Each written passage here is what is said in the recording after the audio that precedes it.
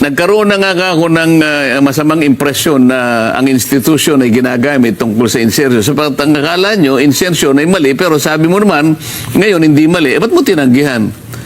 Bakit nag-disclose ng ganun si Senator Ping kung wala naman palang problema doon? Ba't kinakailangan pa niyang sabihin, insertion, sabi niya, is threatening our economy.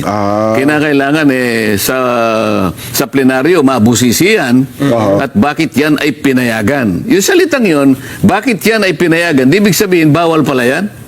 Oo nga. So, ba't ka magpapaliwanag ngayon, although late na in the day, sapagkat na-unsettle na yung mga kasama mo eh. Oo.